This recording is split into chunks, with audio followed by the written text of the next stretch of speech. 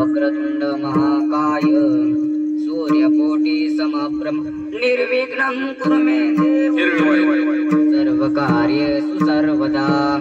ओम नमो ज्याद्यां वेद प्रतिपाद्यां जय जेसु सविद्यात्मरूपा जयांचे केली स्मरण होय सकळ विद्यांचे अधिकरण तेची बंधू श्रीचरण श्री गुरूंचे ते नमस्कारून आम्ही आता महायोग पीठे तटे भीमरथ्याम वरं पुंडरीकाय दातुं मुनंद्रै समागत्य तिष्ठं तमानंद कंदं ब्रह्मलिंगं भजे पांडुरंगं पांडुरंगा करो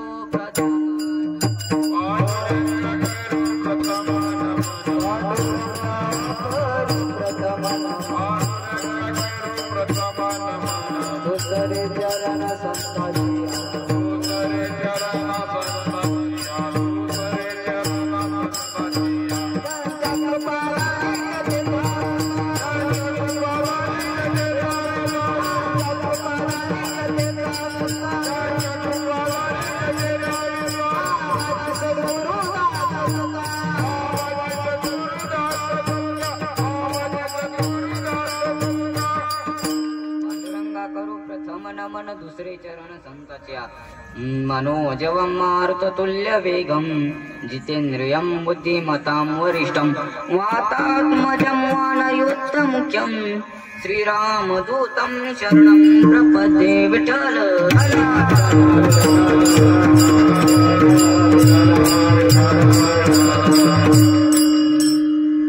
नाम हरीचा दासा काही आम्हा हरीचा दासा काही भय नाही त्रयलोकी देव उभा मागे पुढे उगवी कोडे संकट विठ्ठल।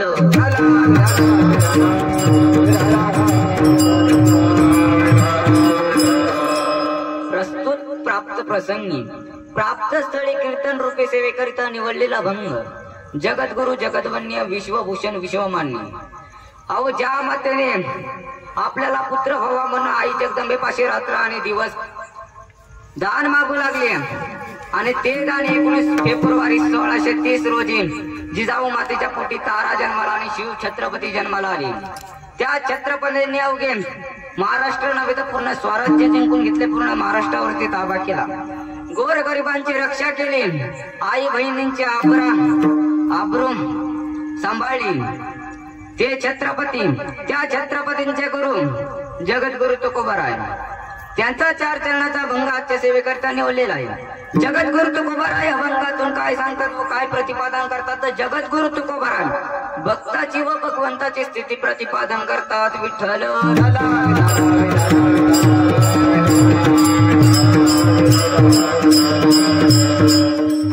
सेवेला सुरुवात करण्याआधी अल्पसा परिहार द्यायचा तो म्हणजे असं की आज गणेश चतुर्थी. गणेश चतुर्थी घरोघरी नव्हे तर महाराष्ट्रभर नव्हे तर पूर्ण भारत देशामध्ये साजरी केली जाते. गणेश उत्सव हा कोणी सुरू केला तर लोकमान्य टिळक यांनी पहिला गणेश उत्सव सुरू केला महाराज. गणपतीचं जर थोडस निरीक्षण करायला गेलं तर गणपती बाप्पांचे डोळे लहान, कान मोठे, पोट मोठं. कशासाठी तर गणपती बाप्पांचे डोळे कशासाठी छोटे आहेत माहितीये का?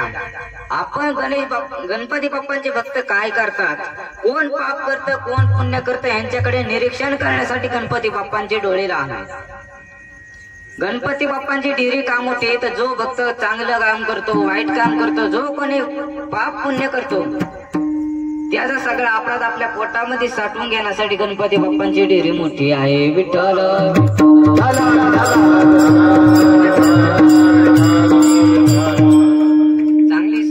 चांगली साऊंड सिस्टीम आहे मस्त. अध्यक्ष उपाध्यक्ष शेतकरी मातृवर्ग पितृवर्ग हे सगळे चांगले. गायनाचार्यांचा तर नाद करायचा नाही महाराज. काय गोड गायनाचार्यात मी माग एका कीर्तनाला गेलो आणि एक प्रमाण उचललं. रंगनी रंगत बुलबुला बोलतो, रंगनी रंगत बुलबुला बोलतो. म्हणायचं का नाही ते काय म्हणलं? रंगनी रंगत गंगोला बोलत. काय महाराज काय असते का नाही त्याला पण जसं म्हणत तसं म्हणावं लागतंय का ना. असेच पण आजकालचं तसं नाही. आजचे एकदम टिपटॉप आहेत.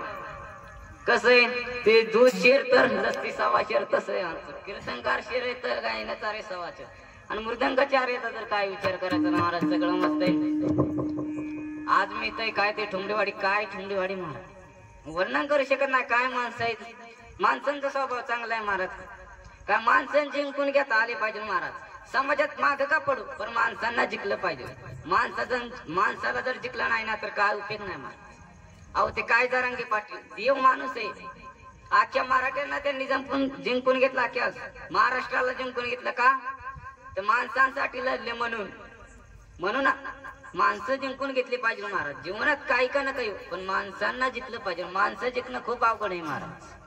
हा म्हणून माणसं जिंकली पाहिजे. एक वेळेस काय का नसं म्हणजे विठ्ठल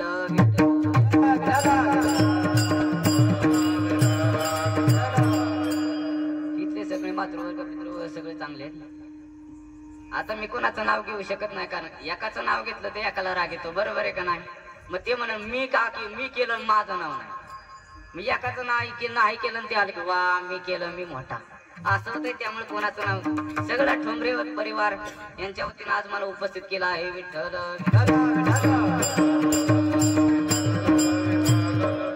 जगद्गुरु तुकोबाराय भंगातून काय सांगतात महाराज. महारीच्या दासा काही भय नाही रोहिलो की देवो भा मागे पुढे उभीकडे संकट. जगद्गुरु तुकोबाराय काय म्हणतात की महारीच्या दासांना त्रैलोक्यात भय नाही. कशामुळे भय नाही महाराज तर देवो भा मागे पुढे उभीकडे संकट. मग पांडुरंगाचं नाम चिंतन केलं तरी भक्तीच आहे ना. मग पांडुरंगाला भक्ती आवडते तर गणपती बाप्पाला काय आवडतं तर भक्तीच आवडते. याची थोर भक्ती आवडते देवा संकल्पावी माया संसाराची. जसा भगवंताला भक्ती आवडतं तसं गणपती बाप्पा पण देवच आहेत त्यांना सुद्धा भक्तीच आवडते महाराज. तृतीय चरणात काय सांगतात महाराज जैसा केला आपण जशी भगवंताची भक्ती करेल ना तसाच तो भगवंत आपल्या पाठीमागे उभा राहतो. तुकोबाराय काय म्हणतात की आम्ही तुकोबारायांना मुखाने गाव आणि या जगात निर्भयपणे निरंतर हा भंगाचा सरळ सरळ भाव विठ्ठल.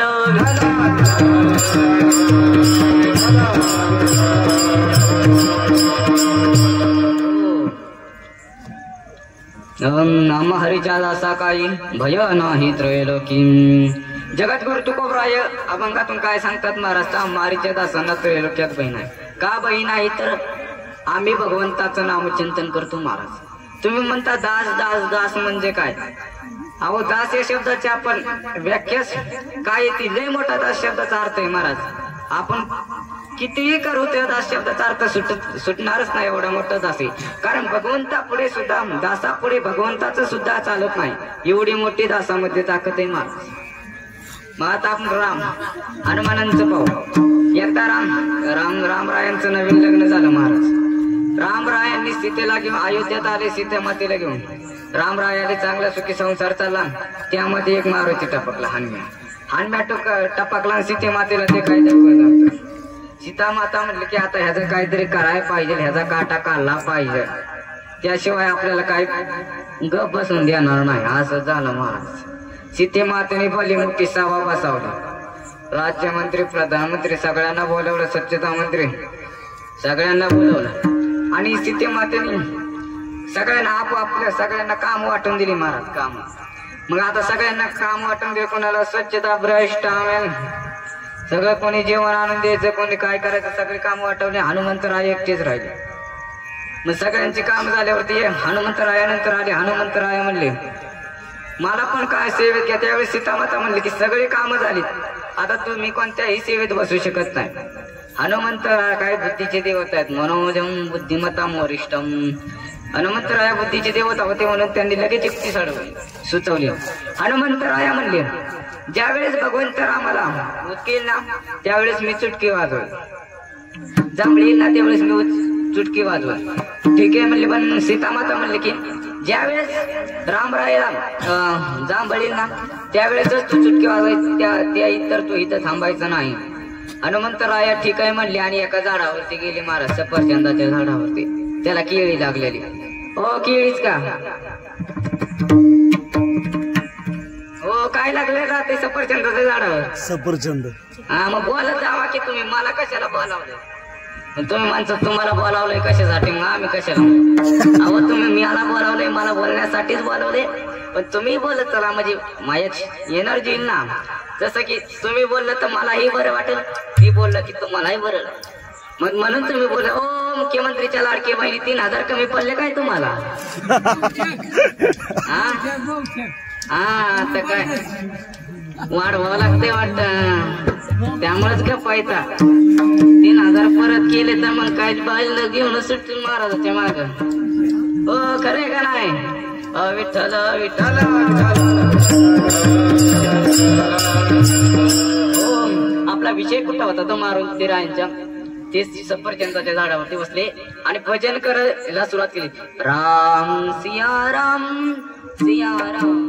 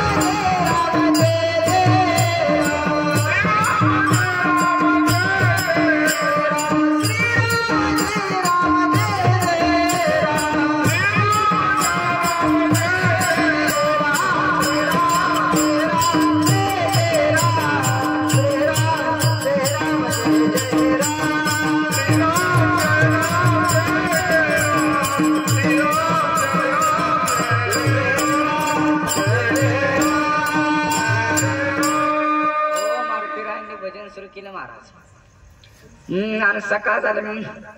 रामरायाला उचकी आले, जांभळ आली महाराज. जशी मारुती रायानं जांभळ आली की तसंच त्यांचं तोंड वासून राहिलं. हा करताय ना काही, करताय ना काय, रामरायांना काही सुधारणा. सीते मातेने सगळी सभा बसवली. त्यात व्यास ऋषींना बोलावले. व्यास ऋषी म्हणले सगळ्यांना बोलून घ्या. सगळे प्रधानमंत्री, स्वच्छता मंत्री, क्रीडा मंत्री सगळ्यांना बोलावलं.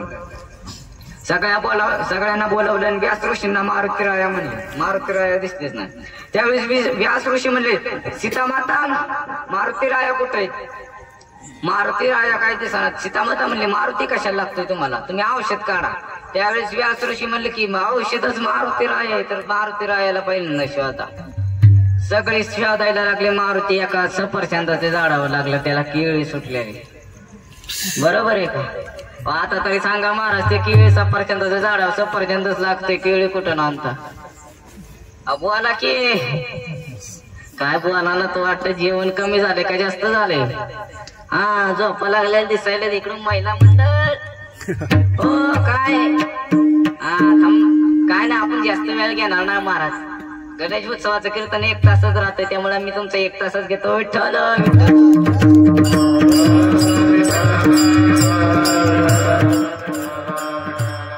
व्यास ऋषी म्हणले मारुती रायाला बोलवा. मारुती रायाला हुडकाय धुडकाय सुरू झाले. मारुती राय सफरचंदाच्या झाडावर बसले. सफरचंदाच्या झाडावर मारुती रायांना खाली उतरवून मारुती रायाला म्हणले, व्यास ऋषी म्हणले मारुती राया चुटकी बंद करा. मारुती राया म्हणले माया राम रायांना कधी जांभळली हे सांगता येत नाही म्हणून मी चुटकी बंद करणार नाही. त्यावेळी व्यास ऋषी म्हणले मारुती रायांना जांभळ लागली काय थांबणार नाही, तू जाऊ चुटकी बंद करेल ना. त्यावेळेस जांभळ थांबल. मग ज्यावेळेस मारुती रायांनी जांभळ चुटकी थांबवली ना, त्यावेळेस रामरायांची जांभळ ठीक झाली. बघा ना महाराज, आपलं कार्य कुठं चालवत होतं. मी काय म्हटलं की भगवंताचं सुद्धा असं ते समोर चालत नाही. तसंच मारुती राया जो पात्र चुटकी बंद करत नव्हते, तो पात्र रामरायांचं जांभळ काय थांबत नव्हते. विठ्ठल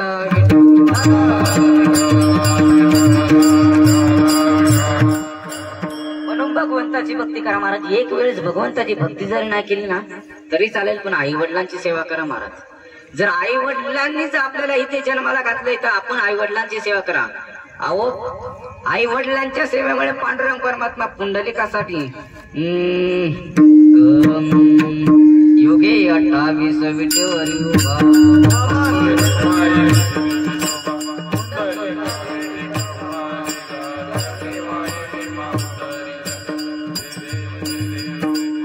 बघा ना महाराज, जो पात्र पुंडलिक राय सेवे करत आहेत ना, तो पात्र भगवंत 28 योगे विटेवर आहे. का? आई वडिलांच्या सेवेमुळे. तुम्ही एकदा भगवंताचं नाम जरी नाही घेतलं तरी आई वडिलांची सेवा करा महाराज. जो पात्र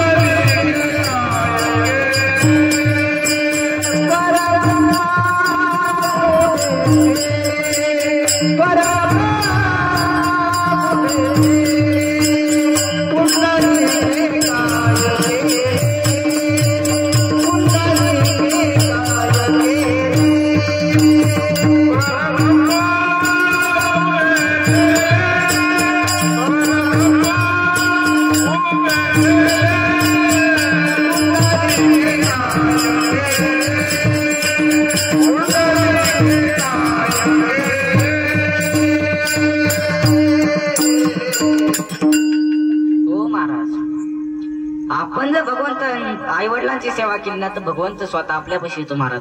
ज्याला आई नाही त्याला आईची किंमत विचारा, ज्याला बाप नाही त्याला बापाची किंमत विचारा महाराज. जो पात्र आई वडील आपल्या सोबत असतात तो पात्र आपल्याला आई बापांची किंमत कळत नाही.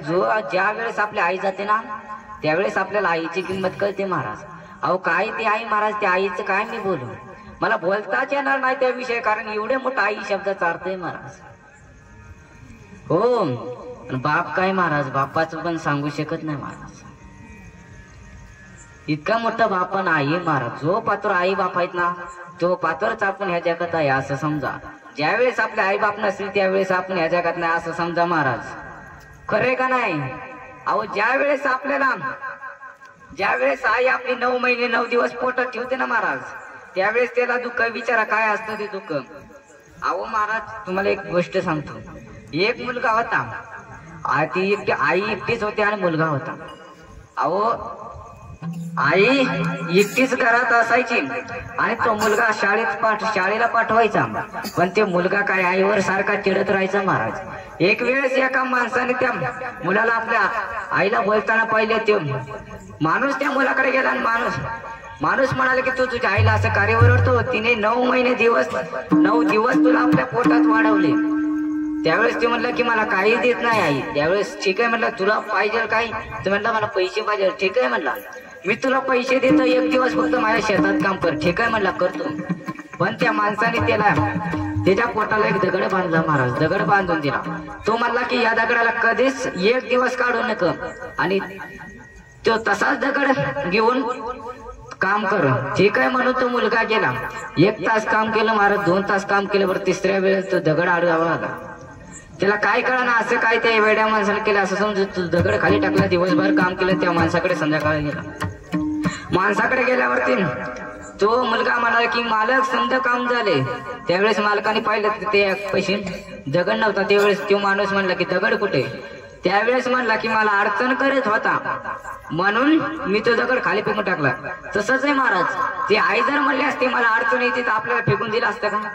नसतं, असतं का नाही महाराज? पण का ती आईची माया आहे महाराज. त्यामुळे जो पात्र आहे ना तो पात्र आई वडिलांची सेवा करा महाराज. हा अहो, जी शिकलीत ना, आई बाप मोठं करतात आपल्याला, पण जे मोठे माल दिले असतात ना ते आपल्या आई वडिलांना वृद्धाश्रमात टाकतात. वृद्धाश्रमात का? तर त्यांना ते त्रास करतात. बरं, त्यांना जो त्रास झाला असतो ना ते त्यांना देखवत नाही महाराज. का? तर ते आई वडिलांनी त्याला लहानाचं मोठं केलेले, पण ते त्याला दिसलं नाही महाराज. एक आई वडील होते, त्यांना 2 मुलं होती महाराज. 2 मुलं होती. आई वडिलांनी लहानाची मोठी केली आणि अमेरिकेला पाठवलं महाराज. अमेरिकेला पाठवल्यावरती त्या चांगले शिकले आणि तिकडेच लग्न केलं. काय इकडे सांगितलं नाही, काय नाही. काही वर्ष असे लुटून गेले. काही वर्षानंतर बापाचा फोन आला, अरे पिंट्या, अरे तुझी आई खूप आजारी, तू येणार आहे लवकर. त्यावेळेस तो मुलगा काय म्हणतो, महाराज मी आता थोडं कामात आहे, मी नंतरच्या वेळेस येतो, आता दादाला पाठवतो. तसा म्हणला. मग ते दुसऱ्या पिंट्याकडे गेला. म्हणला की तू आताच्या वेळेस आईकडे जा, मी बापाच्या वेळेस जातो. काय म्हणला? तो आईच्या वेळेस जाई, मी बापाच्या वेळेस जातो.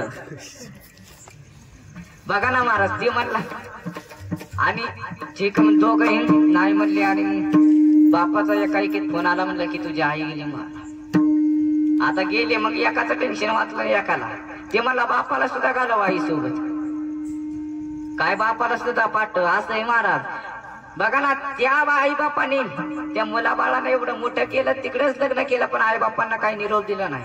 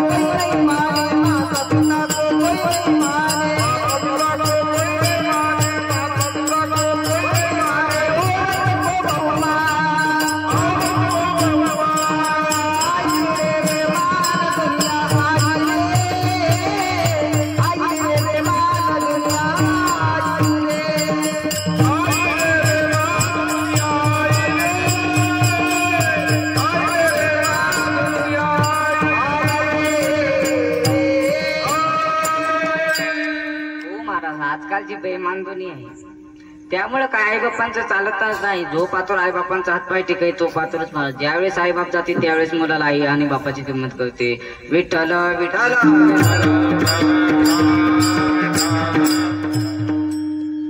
म्हणून बघ, आपल्याला जर पुण्यवंत व्हायचं असेल तर भगवंताचं नामचिंतन करा महाराज.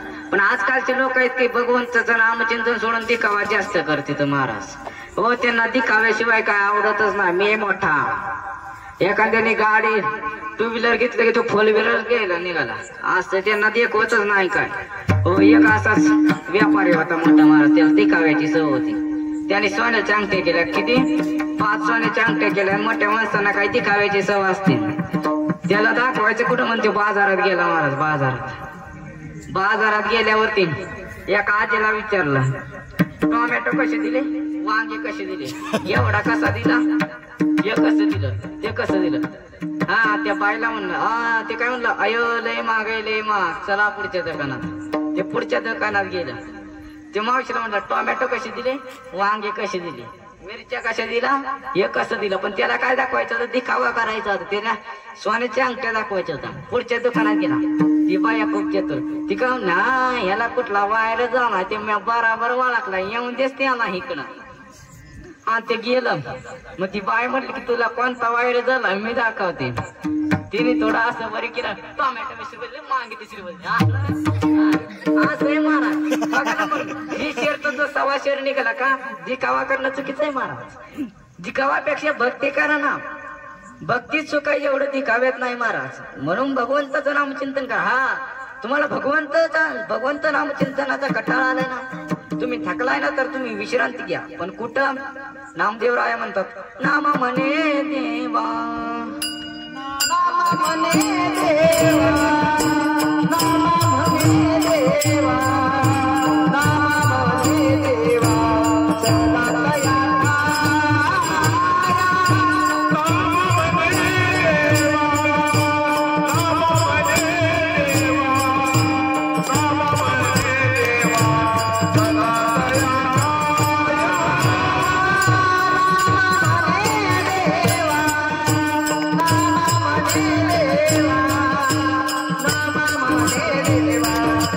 सदा दया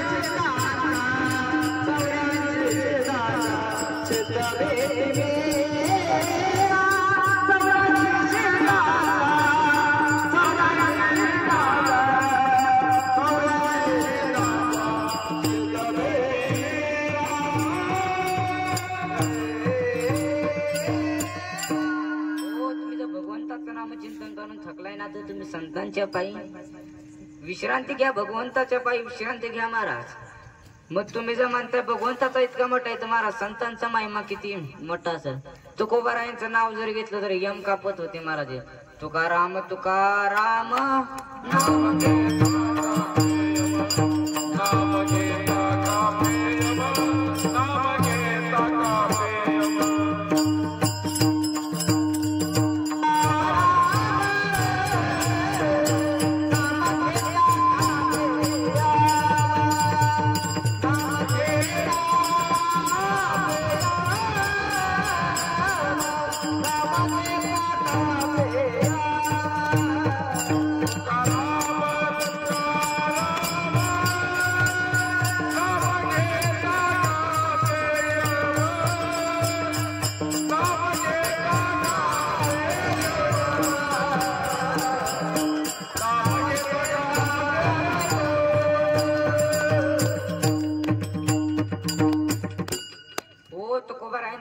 घेतलं तरी महाराज यम कापत होती यम इतकी ताकद संतात आहे महाराज आपण जरी एकदा जरी संताचं नाव घेतलं तरी आपण संतापाशी जातो संताच्या नावाने काय होतं तर माणूस पुण्यवंत होतं पुण्यवंत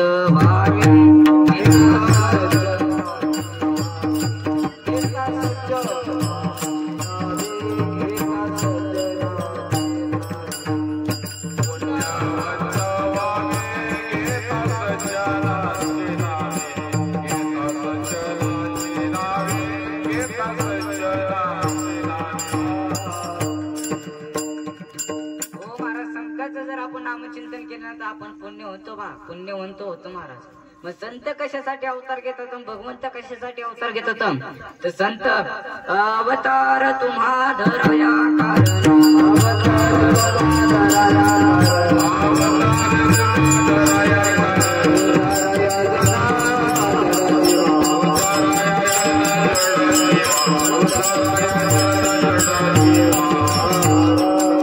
भगवंत कशासाठी अवतार घेत होतो घेऊन चक्र गदा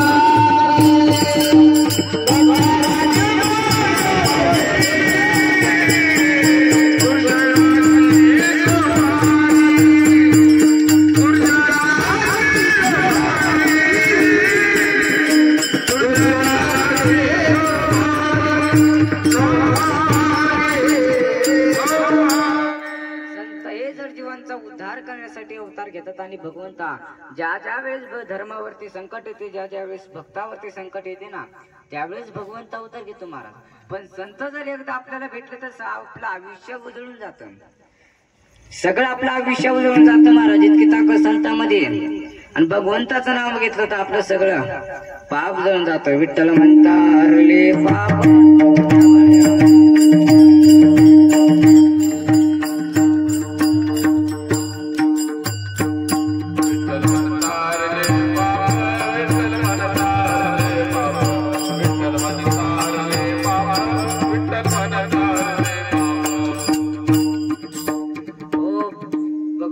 जर नाव घेतलं तर आपलं सगळं पाप हरत व पुण्य आपल्या पदरात येतं महाराज इतकी ताकद भगवंतामध्ये मग संत कशासाठी अवतार घेतात तर जळ जीवांचा उद्धार करण्यासाठी महाराज संतांचा महिमा खूप दुर्गम आहे संतांचा महिमा तो बहु दुर्गम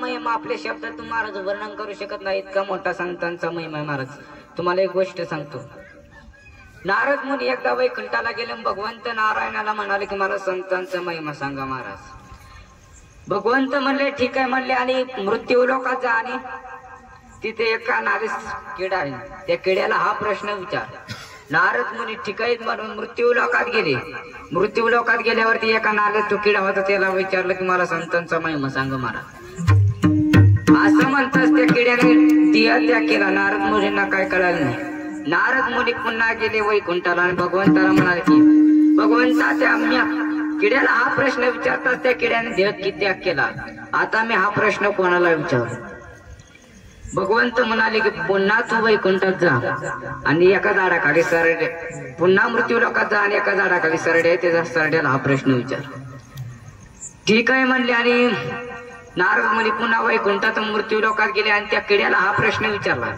त्या किड्याने सुद्धा हा प्रश्न ऐकत असते आणि देह सोडला नारद मुनींना काय कळालं ना पुन्हा वैकुंठाला गेले पुन्हा विचारलं मला मी पण त्या सरड्याला हा प्रश्न विचारला पण त्या सरड्याने सुद्धा देह त्याग केला आता मी हा प्रश्न पुन्हा इथं दोघाचे जीव गेले तर त्याचा प्रश्न सुद्धा ना महाराज बघा दुसऱ्याचा जीव गेला तर माग लागला कारण ते कळीच नारद आहे एकदा महाराज काय झालं भगवंताचा आणि भगवान विष्णूला काय करमत नव्हतं महाराज काय करा काय नाही नारद मुनी म्हटले मी भजन मांडतो काय नारद मुनी भजन समजा केलं पण ना भगवान विष्णूंना काय चैनच लागला त्यावेळेस भगवान विष्णू म्हणाल की कोणाचं तरी असं भांडण लावणार की ते पेटलंच नाही पाहिजे नारद मुनी काय नारद कळीचे नारद होते ते गेले कैलास पर्वतावरती गेल्या पार्वती पशी गेले पार्वतीला म्हणलं की भगवान शिव कुठे इथं नाही म्हणतात ही संधी साधली महाराज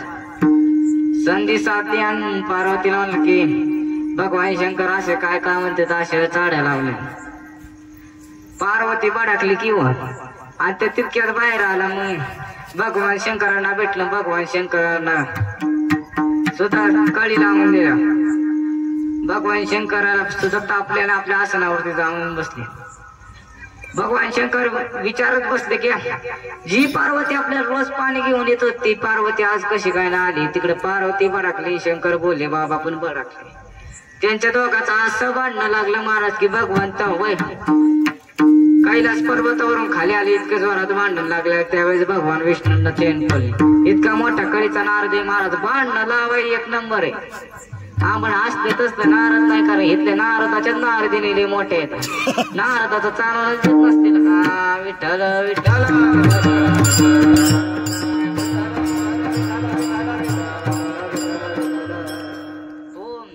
ते नारद म्हणे. ते नारद म्हणून ना काही चैनच पडला. हा प्रश्न कोणाला विचार कोणाला विचार कोणाला विचार.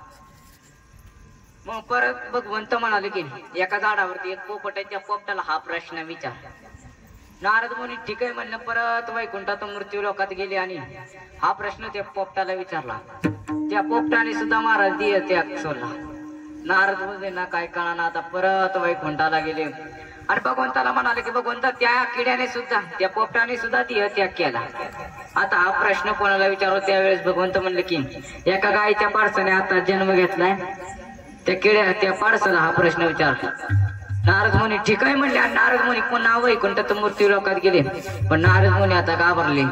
कारण जर आपल्या हाताचे पाडस मिळलं तर आपल्या ब्रह्म हातीचे पाप लागल. पण हा प्रश्न विचारायचा होता. भगवंत म्हणले की माझ्या विश्वास ठीक आहे म्हणले. आणि त्या पाडसाला सुद्धा हा प्रश्न विचारला. त्या पाडसाने सुद्धा आता त्याग केला. ते आता भगवंत नारद मुनी घाबरले आणि म्हणाले की मी आजच्या हातून आता ब्रह्म हातीचे पाप गल्ला. आता मी कुठं फिरू? पुन्हा वैकुंठाला गेले. नारद मुनी म्हणाले की त्या गायीच्या पाडसाने सुद्धा त्याग केला आहे. आता हा प्रश्न कोणाला विचारू? त्यावेळेस भगवंत म्हणाले की आता तू खाली जा आणि एका राजाला एक मुलगा झाला. त्या राजाच्या मुलाला हा प्रश्न विचार. नारद मुनी घाबरले की ओ महाराज आता म्हणले ते प्राणी होते म्हणून मला सोडून दिलं. पण त्या राजाच्या कब्जात सापडलं तर मला काय सोडायचं नाही. घाबरले. मग नारद मुनी म्हणले भगवंताला म्हणलं की ना भगवंता मी हे काम करू शकत नाही. त्यावेळेस भगवंत म्हणले माझ्यावर जर विश्वास असेल तर असं कर. ठीक आहे. नारद मुनी भगवंतावरती विश्वास ठेवून मृत्यू लोकात आले. महाराज राज्य दरबारात गेले ना. राजाने त्यांची चांगली सेवा केली. कारण संत त्यांच्या घरी आले होते महाराज. म्हणून राजांनी त्यांची चांगली तयारी केली. भोजन बिजन चांगले दिले. नारद मुनी जाताना म्हणले की तुम्हाला पुत्र झालाय असं मला कळाले. हो झालाय की मग मला दाखवा. नारद मुनी घाबरत गेले. त्या मुलापाशी मुलाला म्हणाले की मला संतांचा महिमा सांग. त्यावेळेस त्या मुलगा म्हणाले की ज्याने तुला इथं पाठवले ना पहिल्यांदा त्याला घेऊन ये. नारद मुनी ठीक आहे म्हणले आणि पुन्हा वैकुंठाला गेले. भगवंता तुला सुद्धा त्या मुलाने बोलवलंय. ठीक आहे. भगवंत वैकुंठातून मृत्यू लोकात आले आणि त्या मुलाला म्हणले हो का भगवंत आलेच. त्यावेळेस ते मुलगा म्हणाला की मी ज्या वेळेस किड्याच्या रूपात होतो त्यावेळेस तुमचं मला दर्शन झालं. ज्या वेळेस मी सारड्याच्या रूपात होतो तेथे मला तुमचं दर्शन झालं. ज्या वेळेस मी पोपटाच्या रूपात होतो तेथे मला तुमचं दर्शन झालं. आणि ज्या वेळेस मी गायीच्या पाडसात होतो तेथे मला तुमचं दर्शन झालं. आणि ज्या वेळेस मी ह्या मुलाच्या जन्मात होतो त्यावेळेस हे मला जन्म तुमचं दर्शन झालं. यापेक्षा अनेक काही संतांचा महिमा. विठ्ठल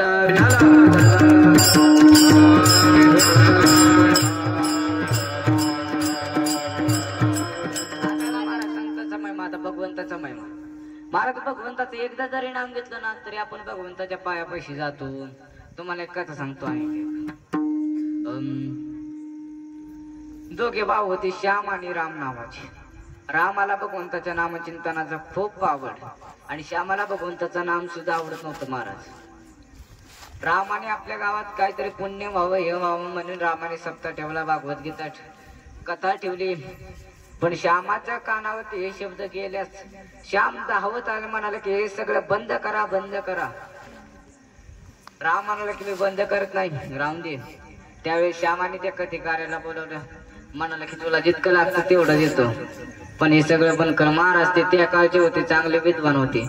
पण आजकाल आमच्या दिलं असतं तर आम्ही कधीच महाराज पण ते होते आम्हाला काय आम्हाला त्याच्याशी मतलब आहे. पण तसे नव्हते ते. ठीक आहे म्हणले नाही बंद करणार. श्याम म्हणला की आजच्या पुरतं बंद करा. ठीक आहे. मग कथा बंद झाली. मग पुन्हा उद्या सुरू झाली. पण श्यामाला काही चैनच पडना. श्यामाने त्या कथाकाराला घरी बोलवलं. कथाकाराला घरी बोलावलं पण रामाचा भाऊ म्हणला की तुम्ही जाऊ नका, तो खूप वाईट माणूस आहे, तुम्हाला तो सोडणार नाही. ठीक आहे म्हणून तो कथाकार म्हणला की कितीही मोठा असू दे महाराज, तो मी त्याला एकदा तरी भगवंताचं नामचिंतन करायला होतोच असं म्हणून रामाने त्याला घरी नेलं. कथाकार येताना पाहता श्यामाने दरवाजाची कडी लावली आणि आत लपला. कथाकार म्हणाला की तू बाहेर जो पात्र येत नाही तो मी तर काय जात नाही. तो म्हणतो मी येणार नाही, म्हणतो हा जाणार नाही, येणार नाही, जाणार नाही, येणार नाही, जाणार नाही. कट्टाळून श्याम बाहेर आला. म्हणला का आता आलोय मी, जा. त्यावेळेस कथाकार म्हणला की तू एकदा रामकृष्ण हरी नाव घे. नाही म्हणला, नाही नाही नाही, पण कट्टाळून एकदा रामकृष्ण हरी तर रामकृष्ण हरी नाव घेतलं. विठ्ठल विठ्ठल एकदा भगवंताचं नाम चिंतन केलं आणि कथाकार तिथून महाराज निघून गेला. कथाकार गेल्यावरती 5-6 महिन्यांनी श्यामाचा मृत्यू झाला. श्यामाला न्यायला मोठी यमदंड आले. यमदंड आल्यावरती श्यामाला वरी नेलं यमाच्या गादीपाशी. यमाने चित्रगुप्ताला विचारलं ह्याचं काय पाप पुण्य सगळे, ह्याची डिक्शनरी काढ, समजेल जन्मकुंडली काढ. चित्रगुप्ताने त्याची पूर्ण जन्मकुंडली काढली वरती महाराज. चित्रगुप्त म्हणला की अख्ख्या जन्मात याने एकदाच रामकृष्ण हरी नाव घेतलं, आता याला काय फळ द्यायचं. का तर याने एकदा रामकृष्ण हरी नाव घेतले त्यामुळे याला स्वर्गात टाकायला गेलं त्याचं पाप कमी पडतंय आणि पाताळ मृत्यूला कट टाकायला गेलं त्याचं एकदा रामकृष्ण हरी नाव घेतलं. काय त्यांना तोडच लागला. त्यावेळेस यमराजांनी त्यांना ब्रह्मदेवाकडे नेले. ब्रह्मदेवाला म्हणाले की या माणसाने या जन्मात फक्त एकदाच रामकृष्ण हरी नाव घेतलं. त्यावेळेस ब्रह्मदेव म्हणले की मला पण काही सुचत नाही. त्यावेळेस ब्रह्मदेवाने पाय पकडलेंना यमराजाने हात पकडले त्यांना महादेवाकडे नेले. बळ्या महादेवाकडे नेल्यावरती महादेवांना सुद्धा हा प्रश्न मांडला. महादेव सुद्धा म्हणले की मला सुद्धा काय करणार ना, आता आपण भगवान विष्णूकडे नेऊ. ठीक आहे म्हणले आणि भगवंताकडे नेले आणि भगवंताला म्हणले की या जन्मात अख्ख्या जन्मात फक्त यांनी एकदाच रामकृष्ण नाव घेतले, या जन्मात ह्याचं काय फळ द्यायचं. त्यावेळेस भगवंत म्हणाले की हा माझ्या दारात आहे म्हणले, ह्यापेक्षा अनेक काय वेगळं. जो वैकुंठात तिथून तो कधीच परत जात नाही, याच्यापेक्षा रामकृष्ण हरी या नावाचे फळ काहीच नाही. विठ्ठल विठ्ठल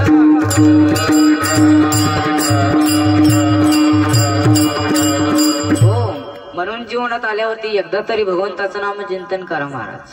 हा संसार दुःखमुळे हा कधीतरी देणार शिवंत, हा कधीतरी जाणार आहे, हा जाणार आहे ना. हो, तिथं कोणच थांबत नाही महाराज. मी एका कीर्तनाला गेलो, कोल्हापूरला कीर्तनाला गेलो होतो. कोल्हापूरला जाताना मला बस ट्रेन होती 10:52ला. मला 5 मिनिटं उशीर झाला महाराज. ती ट्रेन गेली, पाकिट माघारी माझं काय कळना. आता ती ट्रेन आपल्यासाठी 5 मिनिटासाठी सुद्धा महाराज थांबत नाही. म्हणलं आधी काय आधी नाशिवंत आहे, आज सकाळ जाणार आहे. नाशिवंत देह जाणार,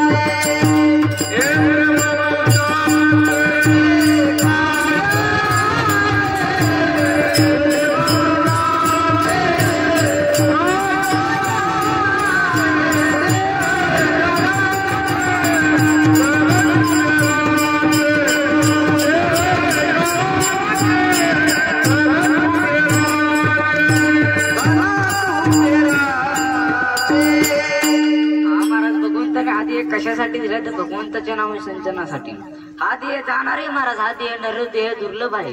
नरदेह दुर्लभ जाना, नरदेह दुर्लभ जाना.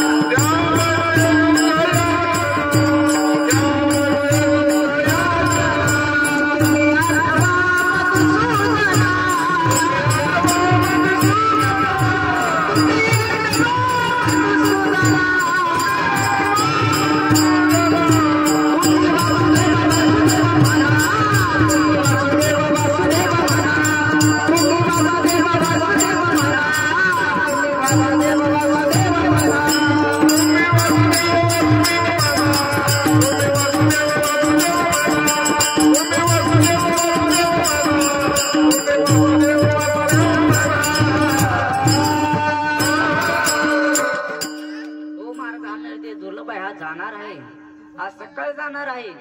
हा देह कशासाठी दिलाय तर आपल्याला भगवंताच्या नामचिंतनातून परमानंदाची प्राप्ती व दुःखाची निवृत्ती करण्यासाठी हा देह दिलेला आहे महाराज. हा देह कोणाला सुद्धा मिळत नाही. अशा कोणालाच मिळाला तर कोणाला कान नसते, तर कोणाला हात नसते, कोणाला पाय नसतात, तर कोणाला डोळे नसतात.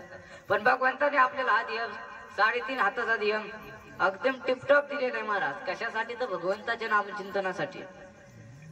हा देह कोणाला सुद्धा मिळत नाही, आणि मिळाले तर कसाही मिळतो. पण आपण भगवंताच्या नामचिंतन केलं पाहिजे.